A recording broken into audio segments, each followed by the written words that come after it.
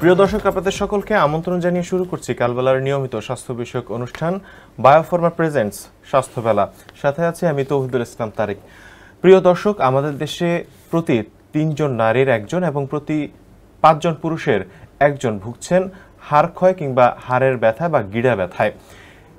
আমরা আজকে এই পর্বে এই বিষয়ে কথা বলার চেষ্টা করব এবং জানার চেষ্টা করব এর কারণ, প্রতিকার এবং প্রতিরোধ সম্পর্কে। এ বিষয়ে কথা বলতে আমাদের স্টুডিওতে আজ উপস্থিত আছেন ডাক্তার নাহিদুজ্জামান সাজ্জাদ, মেডিসিন ও rheumatology specialist, Bangabandhu Sheikh Mujib medical বিশ্ববিদ্যালয়। স্যার, আমাদের স্টুডিওতে আপনাকে স্বাগত জানাচ্ছি। কেমন আছেন?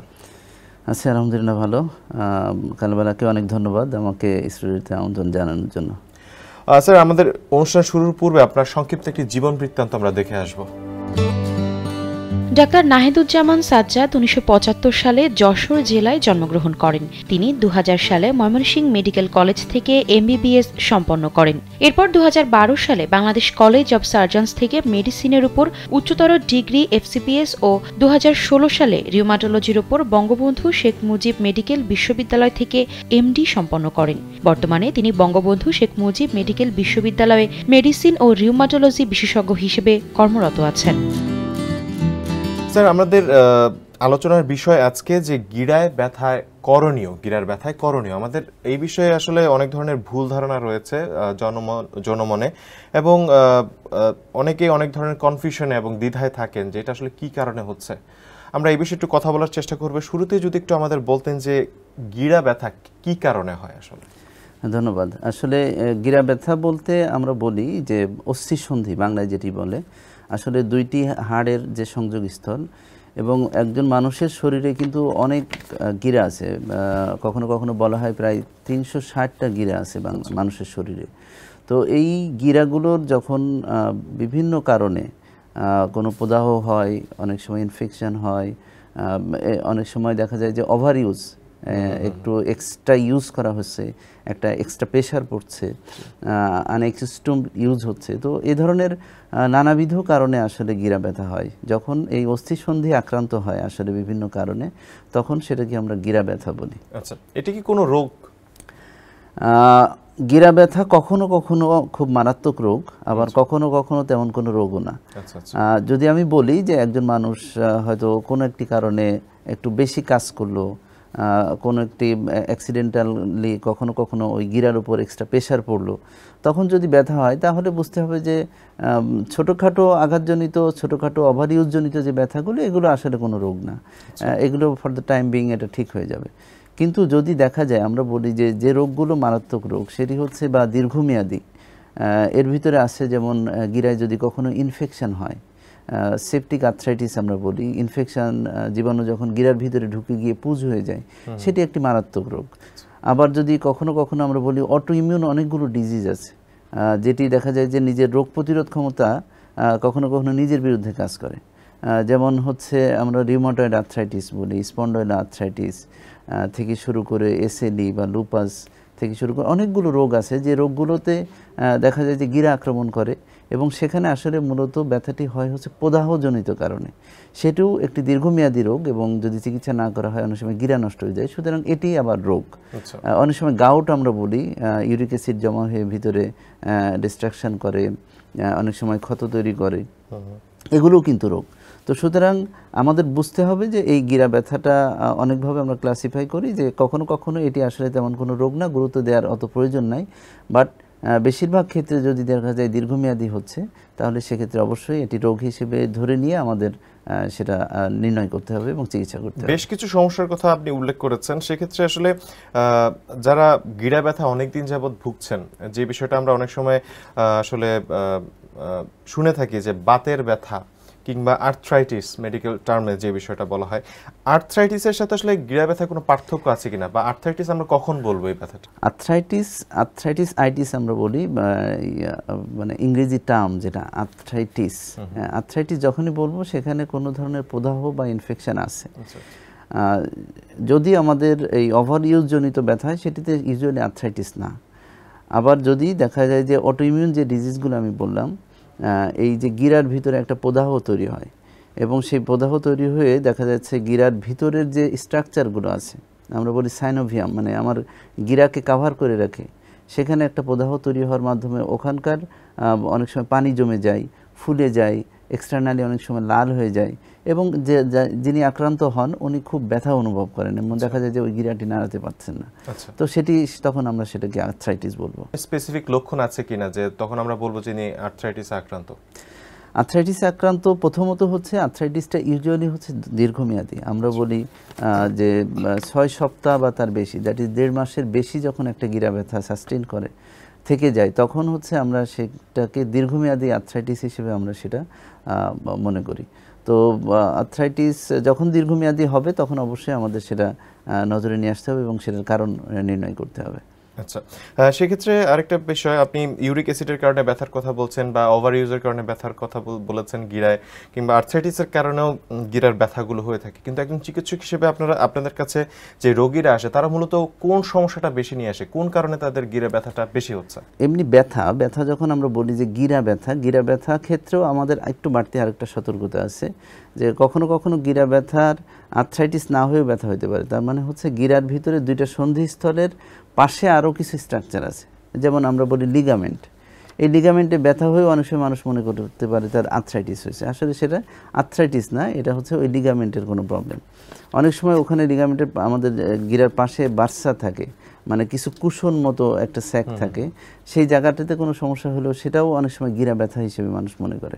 কখনো কখনো আমাদের গিরার পাশ দিয়ে আমাদের নার্ভ চলে গিয়েছে, আমাদের বিভিন্ন ধরনের এই যে শিরা ধমনী সেগুলো চলে গিয়েছে, সেখানেও যদি কোনো ধরনের কোনো প্রবলেম হয় সেখানেও অনেক সময় ব্যথা আমাদের মনে হইতে পারে যে আর্থ্রাইটিস।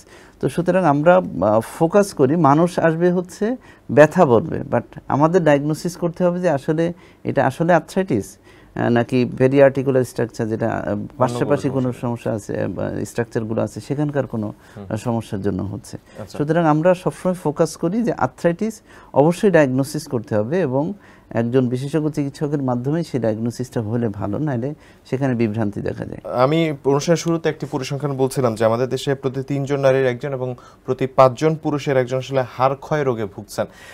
তার মানে একটা বিষয় বোঝা যায় যে এই রোগের তীব্রতা এবং কত সংখ্যক মানুষ এই রোগটিতে ভুগছেন। তা আমাদের আলোচনার মূল বিষয়টা যেহেতু আর্থ্রাইটিস কিংবা এই ধরনের সমস্যা, আমরা একটু জানতে চাইবো যে এই আর্থ্রাইটিসের সমস্যাগুলো মূলত কাদের হয়, কারা বেশি ঝুঁকিতে থাকে? যদি আমি জেন্ডার ভাগ করি, কিছু আর্থ্রাইটিস আছে যেটা দেখা যাচ্ছে মহিলাদের বেশি হয়, কিছু আর্থ্রাইটিস আছে ছেলেদের বেশি হয়, আবার অনেক বয়স ভেদে আবার বিভিন্ন ধরনের আর্থ্রাইটিস আছে। যেমন হচ্ছে আমাদের যে অস্টিও আর্থ্রাইটিস একটা রোগ, এই অস্টিও আর্থ্রাইটিস এটি ক্ষয়জনিত বা ডিজেনারেটিভ একটা আর্থ্রাইটিস আমরা বলি, সেক্ষেত্রে দেখা যায় যে মহিলাদের বেশি হচ্ছে। এসএডি একটি আর্থ্রাইটিস, সেই আর্থ্রাইটিসের ক্ষেত্রে সেখানে মহিলাদের বেশি হচ্ছে, সেখানে 9:1।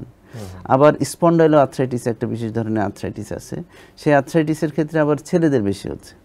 আবার কখনো কখনো আমরা বলি জেআরএ বা জুভেনাইল রিউমাটয়েড আর্থ্রাইটিস অথবা জেআইএ জুভেনাইল ইডিওপ্যাথিক আর্থ্রাইটিস, সেই আর্থ্রাইটিসটা আবার বাচ্চাদের ক্ষেত্রে বেশি হচ্ছে।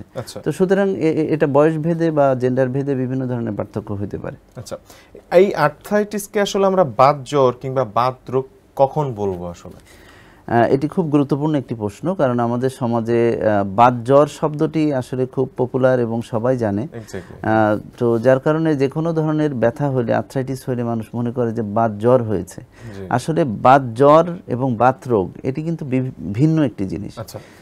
বাত জ্বরের ক্ষেত্রে তার নিজস্ব একটি ক্রাইটেরিয়া আছে এবং বাত জ্বরটা আমরা বলি যে সাধারণত বাচ্চাদের ক্ষেত্রে বেশি হয়, 6 মাস থেকে 16 বছর বয়সের মধ্যেই বেশি হয়। এরপরে বাত জ্বরটা খুব কমে যায়, হবে না বিষয়টা এমন না, কিন্তু খুব কমে যায়।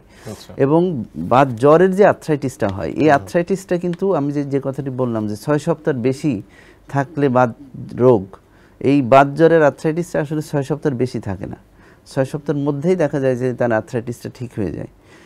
এই জন্য যে সকল গিরা ব্যথা বা যে সকল আর্থ্রাইটিসটা 6 সপ্তাহের বেশি থাকবে, তাহলে আমাদের বুঝে নিতে হবে এটা বাত জ্বর না, বাত রোগ হতে পারে।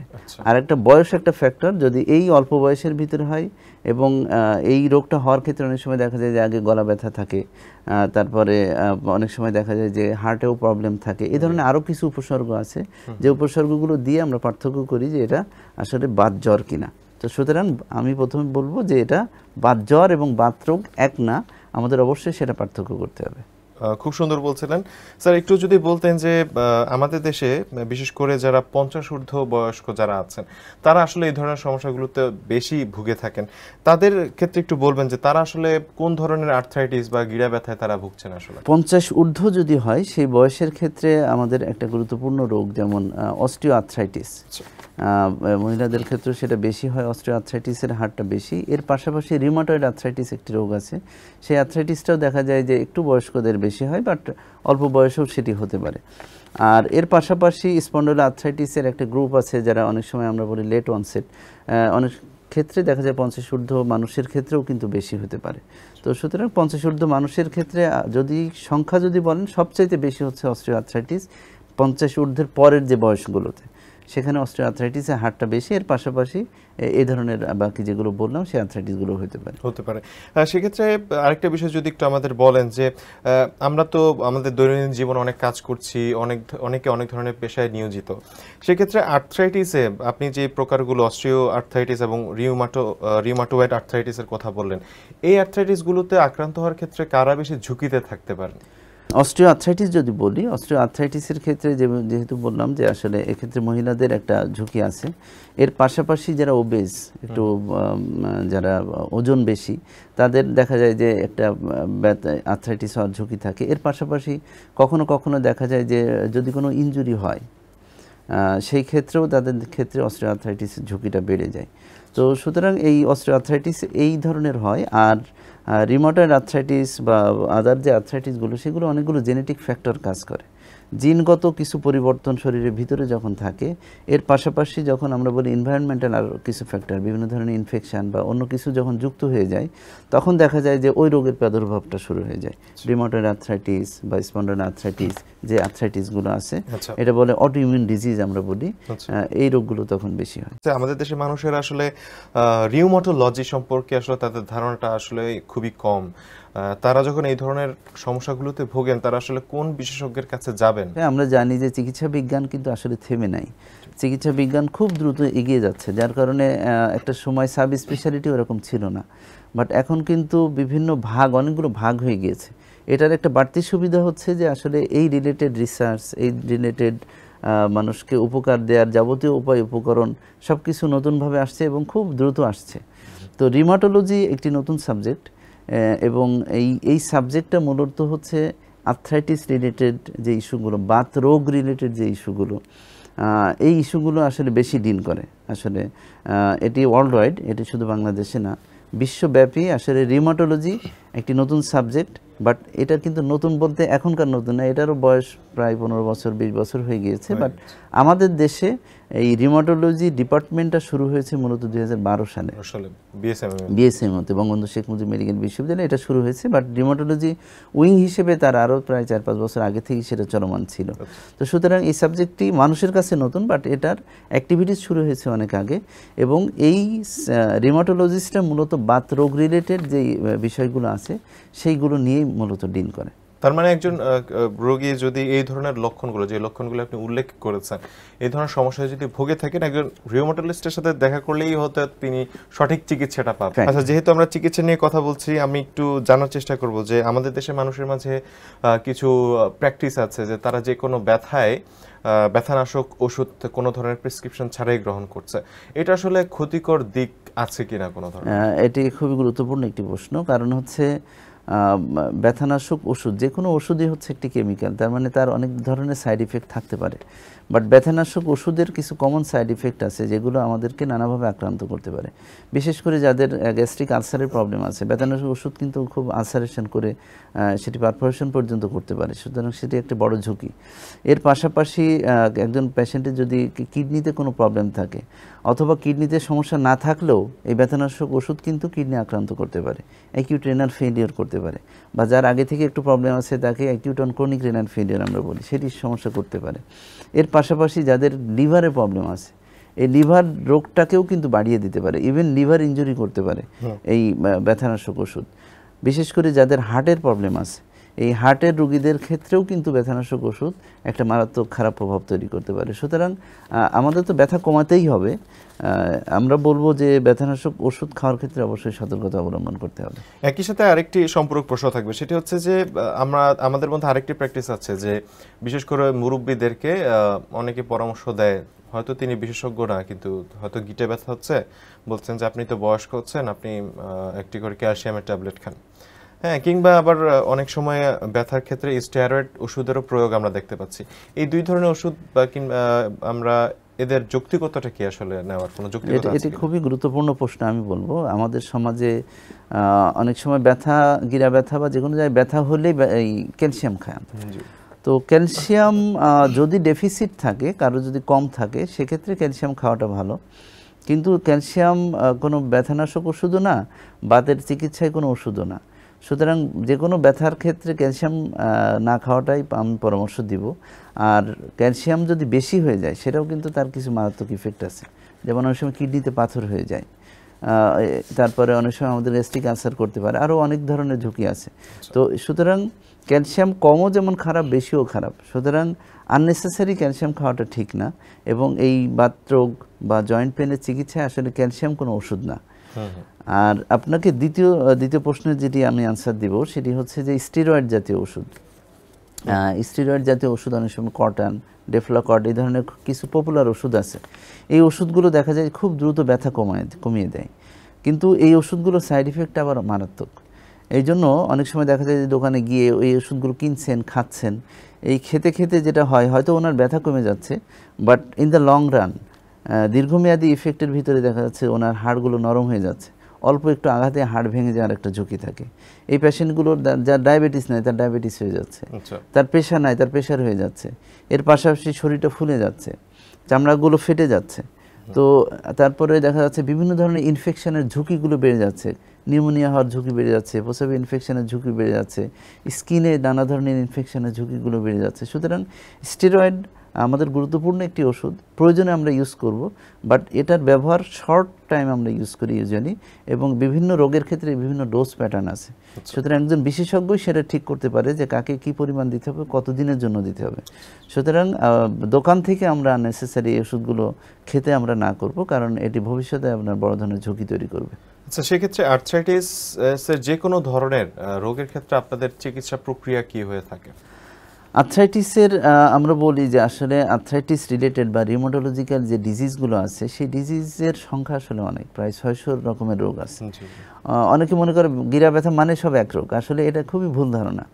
এবং গিরা ব্যথা এক এক রোগের ক্ষেত্রে এক একভাবে গিরা ব্যথা হয়, সেটি রিউমাটোলজিস্টরা ডায়াগনোসিস করবেন, এবং সেটার চিকিৎসা প্যাটার্ন হচ্ছে ডিফারেন্ট। তাহলে আমি যদি বলি তাহলে আমাদের প্রথম স্টেপ হচ্ছে রোগটাকে নির্ণয় করা, যে এটি কোন ধরনের রোগ। যদি মনে হয় যে এটি আর্থ্রাইটিস দীর্ঘমেয়াদী রোগ, তাহলে আমাদের একটা প্যাটার্নে যেতে হবে। আবার দীর্ঘমেয়াদী রোগ হলেও সেটা কোন ধরনের আর্থ্রাইটিস, যেমন রিউমাটয়েড আর্থ্রাইটিস আপনি যেটি বললেন, সেটা রিউমাটয়েড আর্থ্রাইটিস কিনা, স্পন্ডাইল আর্থ্রাইটিস কিনা, লুপাস কিনা, সেই জায়গাগুলো আমরা ডায়াগনোসিস করব এবং চিকিৎসা দিব। কিন্তু যেহেতু পেইনের ক্ষেত্রে আমরা প্রথম স্টেপে ব্যথানাশক ওষুধ দিই, বাট ব্যথানাশক ওষুধ দেওয়ার ক্ষেত্রে আমরা লিভার, কিডনি থেকে শুরু করি সব কিছু আমরা চেক করি, কিছু হিস্ট্রি নিই। হিস্ট্রি নিয়ে আমরা কোন ধরনের ওষুধ দিলে ওনার জন্য ভালো হবে সেই ধরনের ওষুধ আমরা প্রয়োগ করি, এবং পরবর্তীতে আবার ফলো আপ করি যে এটার কোনো সাইড এফেক্ট হচ্ছে কিনা। সুতরাং ব্যথানাশক ওষুধ দ্বিতীয় পর্যায়ে হচ্ছে ডিজিজ মডিফাইং, যদি দীর্ঘমেয়াদী অটোইমিউন ডিজিজগুলো হয়, বিশেষ করে রিউমাটয়েড আর্থ্রাইটিস বা স্পন্ডাইল আর্থ্রাইটিস, আমরা disease modifying anti rheumatic drug আছে কিছু, যেটি দীর্ঘমেয়াদী ওষুধ, এবং এই ওষুধগুলো ভিতর থেকে রোগটাকে কন্ট্রোল করে ফেলে। তো যখন কন্ট্রোল করে ফেলে তখন কোনো ধরনের ব্যথানাশক ওষুধ আর প্রয়োজন হয় না, শুধু সেই ওষুধগুলো খেলে দেখা যায় একজন মানুষ স্বাভাবিক জীবনযাপন করতে পারে। এটা কি পুরোপুরিভাবে কিউরেবল কিনা রোগটি? যদি অটোইমিউন ডিজিজ হয়, বিশেষ করে rheumatoid arthritis, spondyloarthritis, psoriatic arthritis, lupus, এই ধরনের অনেক ধরনের আর্থ্রাইটিস আমরা খুব কমনলি পাই। সেই ধরনের রোগগুলো আসলে কন্ট্রোলেবল। আমরা বলি সব রোগ কিউরেবল না, বাট কন্ট্রোলেবল। যেমন ডায়াবেটিস একটি রোগ, যদি কন্ট্রোল করা হয় তাহলে মানুষ ভালো।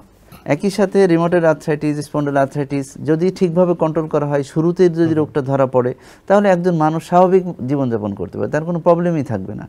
তো সুতরাং আমরা বলবো যে এটা controllable, but there is hope, যে এটি আশা করার যথেষ্ট কারণ আছে যে এই রোগটা নিয়েও একজন মানুষ একজন সাধারণ মানুষের মতো চলাচল করতে পারবে, স্বাভাবিকভাবে এভরিথিং করতে পারবে যদি কন্ট্রোল করা যায়। খুবই সুন্দর বলছিলেন। কিন্তু সেক্ষেত্রে কেউ যদি এই রোগের চিকিৎসা গ্রহণ না করে থাকে, তার আসলে কি ধরনের ক্ষতির সম্ভাবনা বা আশঙ্কা রয়েছে? এটি একটি খুবই গুরুত্বপূর্ণ কোশ্চেন। বিশেষ করে আমরা এই কখনো কখনো রোগীদের পাই যেমন হাত পুরোপুরি বাঁকা হয়ে গেছে, এইভাবে হয়ে গেছে, মানে উনি হাত গ্রিপ করতে পারতেছেন না। তো একজন মানুষের যদি গ্রিপিং ক্যাপাসিটি চলে যায়, আসলে সে ফাংশনলেস।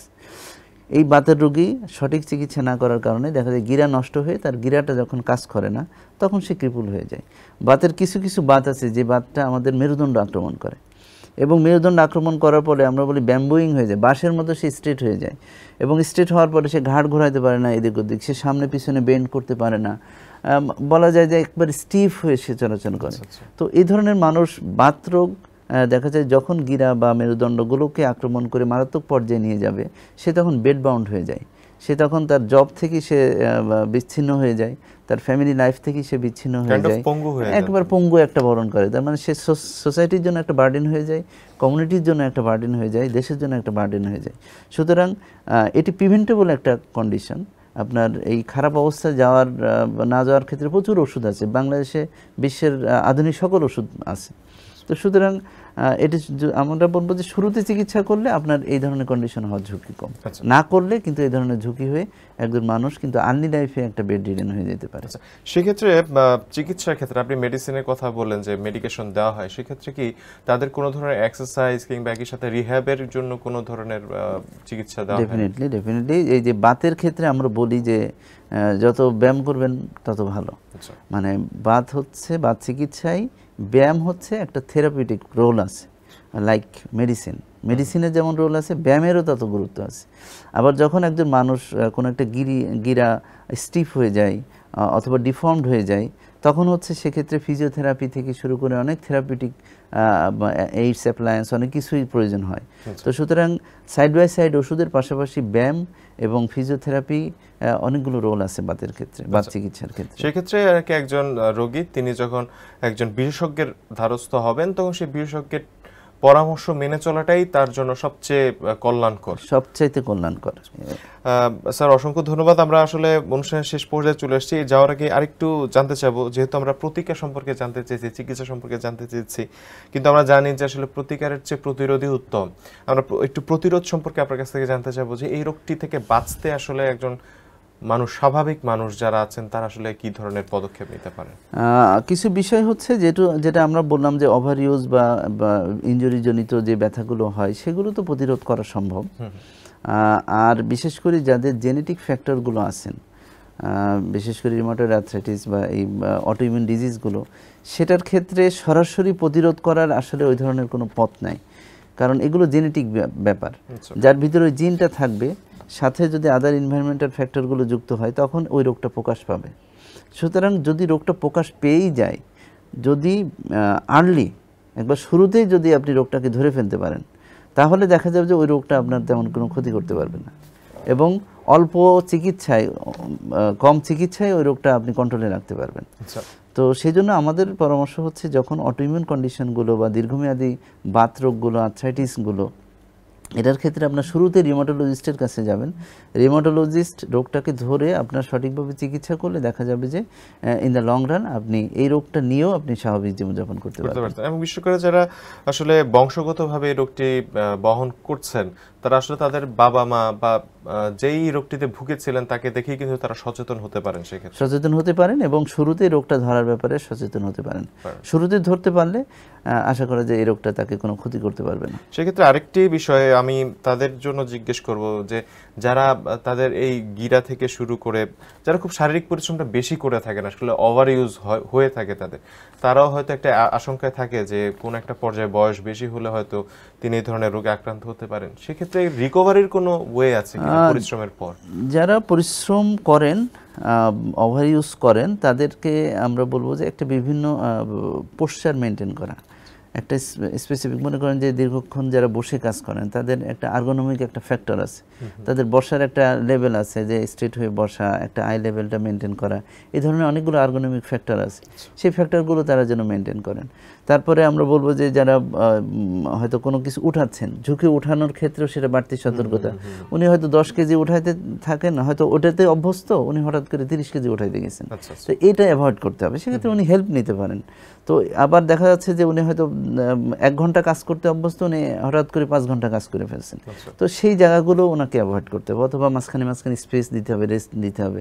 এভাবে দেখা যাবে যে over use related, posture related যে ইস্যুসগুলো আছে, যেটার কারণে ব্যথাগুলো মানে এটার ক্ষেত্রেই মানুষ বেশি ব্যথা অনুভব করেন, তো সেগুলো উনি অ্যাভয়েড করতে পারবেন বা প্রতিরোধ করতে পারবেন। খুব সুন্দর বলছিলেন। আরেকটি বিষয় একটু আমাদের দেশের প্রেক্ষাপটে জিজ্ঞেস করব যে আমাদের দেশে আসলে এই রোগের চিকিৎসা এবং চিকিৎসক পর্যাপ্ত রয়েছে কিনা? টু বি অনেস্ট, আসলে এই রোগের যে বার্ডেনটা, হ্যাঁ, যেটি আপনি শুরুতে একটা ডাটা দিচ্ছিলেন, এটা নিয়ে বিশ্ব স্বাস্থ্য সংস্থা এবং বঙ্গবন্ধু শেখ মুজিব মেডিকেল বিশ্ববিদ্যালয় রিউমাটোলজি ডিপার্টমেন্টের তত্ত্বাবধানে বাংলাদেশে একটা ন্যাশনাল সার্ভে হয়েছে, যেটি 2016 সালে, এবং সেখানে দেখা গিয়েছে যে প্রায় 30% মানুষ কোনো না কোনো জীবনের কোনো না কোনো সময় এই ধরনের রোগে ভোগেন।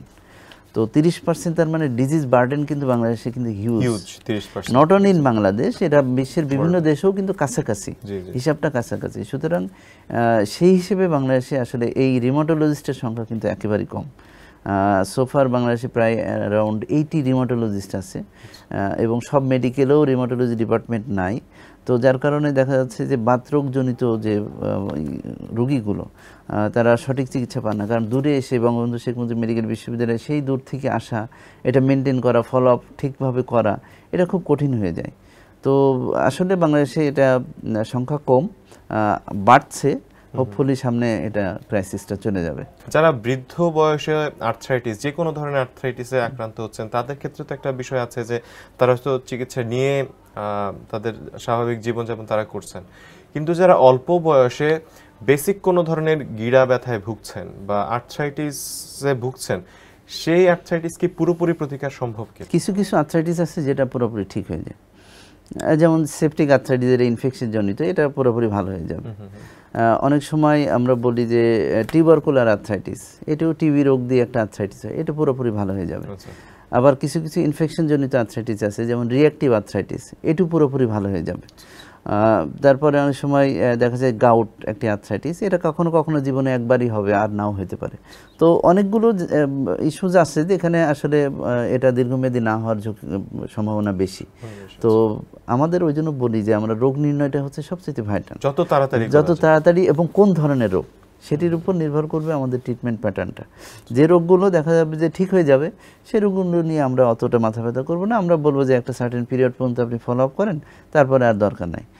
কিন্তু যে রোগগুলো দীর্ঘমেয়াদী থেকে যাবে, সেটারও একটা ফলো আপ প্যাটার্ন আছে, সেই প্যাটার্ন অনুযায়ী আমরা বলবো যে আপনি এইভাবে আসেন, তাহলে আপনার রোগটা আশা করা যায় কন্ট্রোলে থাকবে। চিকিৎসার ক্ষেত্রে একটু আমাদের যদি জানতে চাই যে গ্রামাঞ্চলের দিকে যারা আসলে এই ধরনের ব্যথায় ভুগে থাকেন, তারা আসলে কিছু চিকিৎসা নিয়ে থাকেন, কবিরাজের কাছে যান কিংবা তেল মালিশ করছেন, এই বিষয়গুলো সম্পর্কে কি বলবেন? এগুলো কতটুকু যৌক্তিক? হ্যাঁ, ধন্যবাদ। যেটি প্রবলেম করে সেটি হচ্ছে কবিরাজের কাছে গেলে তেল মালিশ করে, তো আসলে রোগ নির্ণয়টা দেরি হয়ে যায়, এটা প্রথম সমস্যা। রোগ নির্ণয় দেরি হয়ে গেলে রোগটা যখন অ্যাডভান্স হয়ে যায়, তখন ট্রিটমেন্টটা একটু কঠিন হয়ে যায়। দ্বিতীয় বিষয় হচ্ছে আমরা ইদানিং ফলো করতেছি, বিশেষ করে কবিরাজি চিকিৎসা বা আয়ুর্বেদিক চিকিৎসার নামে এই যে স্টেরয়েড, যে কথাটি আমি বলেছি যে অনেক ধরনের সাইড ইফেক্ট আছে, এই ধরনের স্টেরয়েড ওষুধটা পুরিয়া বানিয়ে অথবা ওই গুলায় দেখা যাচ্ছে ওষুধ হিসেবে প্রয়োগ করেন। তো এটি যখন প্রয়োগ করে, তখন ওই স্টেরয়েডের যে সাইড ইফেক্ট, হয়তো উনি ব্যথা কমে যায়, বাট স্টেরয়েডের একটা বিশাল একটা সাইড ইফেক্ট নিয়ে আমাদের কাছে আসেন, যেটা আমি অলরেডি উল্লেখ করেছি। সুতরাং আমরা এটাকে ডিসকারেজ করি যে যেহেতু বাংলাদেশের স্বাস্থ্যসেবা এখন ইউনিয়ন পর্যায়ে পর্যন্ত চলে গিয়েছে, অ্যাটলিস্ট একজন এমবিবিএস ডাক্তারের কাছে যদি আপনি প্রথম ধাপে যেতে পারেন, তাহলে কিন্তু উনি ভালোভাবে গাইড করতে পারবেন যে আপনি এরপরে এইভাবে যান। উনি এই রিউমাটোলজিস্ট না হলেও কিন্তু উনি গাইড করতে পারবেন যে আপনার রোগটা এই ধরনের, আপনি এইভাবে যান, এবং তিনি রেফার করতে পারবেন। তো সুতরাং এই রোগটাকে কন্ট্রোল করার ক্ষেত্রে যদি কবিরাজি, আয়ুর্বেদি, যদিও এটি লো এক্সপেন্সিভ, আগে বলা হতো যে এই কবিরাজি ওষুধের কোনো সাইড ইফেক্ট নাই, বাট আমরা যেটা দেখতেছি যে এইসব ওষুধ নিয়ে মানুষ যখন আমাদের কাছে আসে, অনেক ধরনের সাইড ইফেক্ট নিয়ে আসেন। সুতরাং ওই কথাটি কিন্তু ঠিক না যে ওইসব ওষুধের কোনো সাইড ইফেক্ট নাই। সুতরাং বরং বেটার হচ্ছে আর্লি কন্ট্রোল করতে পারলে আপনার দীর্ঘমেয়াদী আপনার খরচটা কমে যাবে। বরং আর্লি কন্ট্রোল না করতে পারলে দীর্ঘমেয়াদে আপনার খরচ বেড়ে যাবে, আলটিমেটলি খরচ বেড়েই যাবে। খুব সুন্দর বলছিলেন। আমার অনুষ্ঠানের একদমই শেষ পর্যায়ে আমাদের দর্শকদের উদ্দেশ্যে যাওয়ার আগে যদি আপনার কোনো পরামর্শ থাকে। ধন্যবাদ। দর্শকদের আমি এ কথাটি বলবো, আপনার যদি গিরা ব্যথা থেকে থাকে, সেটি হাতে হোক, হাঁটুতে হোক, গোড়ালিতে হোক অথবা মেরুদণ্ড হোক, সেটি যদি দীর্ঘমেয়াদী হয়, 6 সপ্তাহের বেশি হয়, এবং এই ব্যথাটি যদি আপনার এমন হয় যে আপনি রেস্ট নেওয়ার পরে বাড়ছে বা সকালে ঘুম থেকে ওঠার পরে শরীরটা জাম হয়ে থাকছে এবং সেটি আধা ঘন্টার বেশি থাকছে, তাহলে আপনি অবশ্যই একজন রিউমাটোলজিস্টের শরণাপন্ন হবেন। এবং আপনার রোগ নির্ণয় তাড়াতাড়ি যদি করা যায়, তাহলে আপনি এই রোগ দ্রুত কন্ট্রোলে আনা সম্ভব হবে এবং আপনি স্বাভাবিক জীবনযাপন করতে পারবেন। ধন্যবাদ। অসংখ্য ধন্যবাদ। আমরা অনুষ্ঠানের একদমই শেষ পর্যায়ে যাওয়ার আগে আমি একটু আমাদের দর্শকদের কাছ থেকে বিদায় নিয়ে আসবো। প্রিয় দর্শক, আপনারা দেখছিলেন কালবেলার নিয়মিত স্বাস্থ্য বিষয়ক অনুষ্ঠান বায়োফার্মা প্রেজেন্টস স্বাস্থ্যবেলা। সাথে ছিলাম আমি তৌহিদুল ইসলাম তারেক। প্রিয় দর্শক, আজকে আমরা আলোচনা করেছি গিরা ব্যথা বা জয়েন্ট পেনে করণীয়। এ বিষয়ে কথা বলছিলেন আমাদের সাথে ডক্টর নাহিদুজ্জামান সাজ্জাদ, মেডিসিন ও rheumatology specialist, Bangabandhu Sheikh Mujib medical বিশ্ববিদ্যালয়। আশা করছি আজকের এই পর্ব থেকে আপনারা বাতের ব্যথা এবং আর্থ্রাইটিস সম্পর্কে ভালো ধারণা পেয়েছেন। পরবর্তী পর্ব দেখার আমন্ত্রণ জানিয়ে আজ এখানে বিদায় নিচ্ছি। অসংখ্য ধন্যবাদ স্যার। আপনাকে অসংখ্য ধন্যবাদ আমাদের সাথে থাকার জন্য। ধন্যবাদ আপনাকে, ধন্যবাদ কালবেলাকে এবং অবশ্যই বায়োফার্মাকে। Thank you.